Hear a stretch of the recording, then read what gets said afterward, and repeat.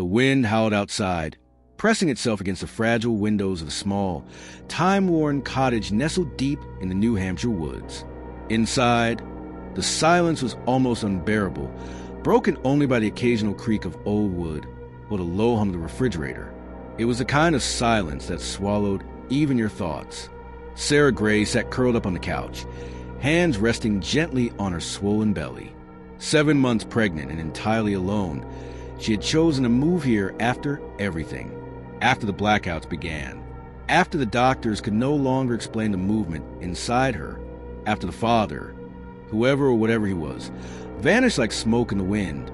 She stopped asking questions. Now, she only feared answers. It started with dreams.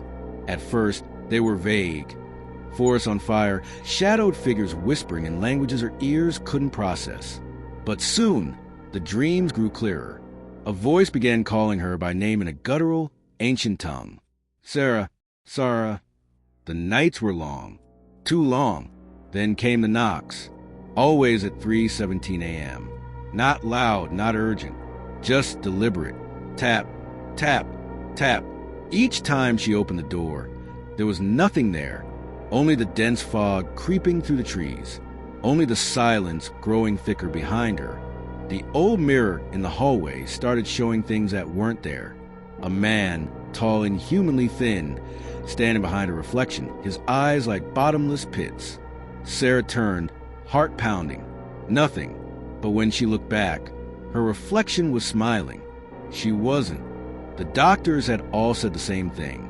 You're pregnant, but there's no fetal heartbeat. There are inconsistencies. We don't understand what we're seeing. One had dared to ask if she had been part of some kind of occult ritual. She never returned to that clinic. At home, though, she felt it. The kicking, the writhing, the burning warmth inside her as if something ancient and alive was shifting beneath her ribs. One night, she lifted her shirt and saw tiny, red symbols forming around her navel, as if being branded from the inside. Desperate, Sarah searched for someone who could help. The locals whisper a woman, an old recluse living deeper in the woods, a midwife with gifts. She found her in a cabin surrounded by dead crows. The woman, eyes white with cataracts, lay her wrinkled hand on Sarah's belly and gasped. He has claimed the child, a djinn of the old kind. You slept near the Black River, didn't you? Sarah nodded. Weeks ago, while camping, she'd woken up alone beside a dried-up riverbed. That was the night she had the dream, or was it something else? The midwife gave her a small leather pouch and told her never to open it. Place it under your bed. He will hate it. Sarah did as she was told. That night, the house shook. Deep gashes began appearing in the walls. Floorboards ripped open from beneath. Furniture moved on its own. The baby crib she'd ordered was smashed to pieces before she even opened the box. At night, she heard whisper in her ears, sometimes soft and soothing, other times harsh and furious. You are mine. Do not fear, Mother Fire. He is coming. And sometimes she'd wake up floating inches above her bed, gravity suspended like a broken rule. Sarah discovered an old journal hidden beneath a floorboard. It belonged to a woman named Eliza Merrow, who lived in the same house in the 1800s. The entries told a terrifyingly similar story. Dreams, pregnancy without explanation, midwives and rituals, and a child that brought ruin. The final page read, He is not a child.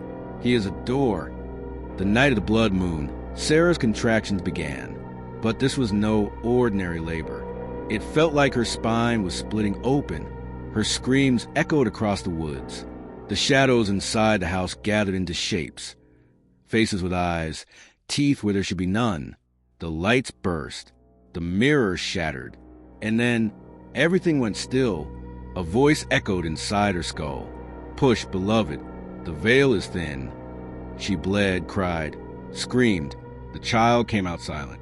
Too silent. When she dared to look, she saw not a child. Not really.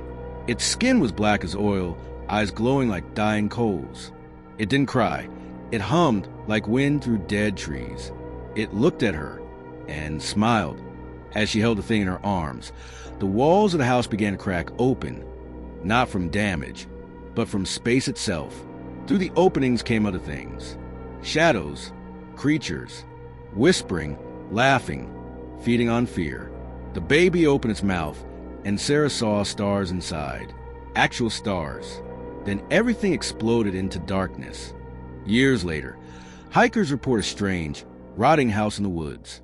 Locals say it wasn't there before. Inside, everything is covered in ash and dust. On the walls, symbols carved deep into wood. In the nursery, a crib made of bone. A music box still playing a lullaby that no one recognizes. No one ever stays past sundown. Sometimes, at 3:17 a.m., hikers claim they hear it, a baby cooing and a woman sobbing. But there's no baby, and there's no woman, only the door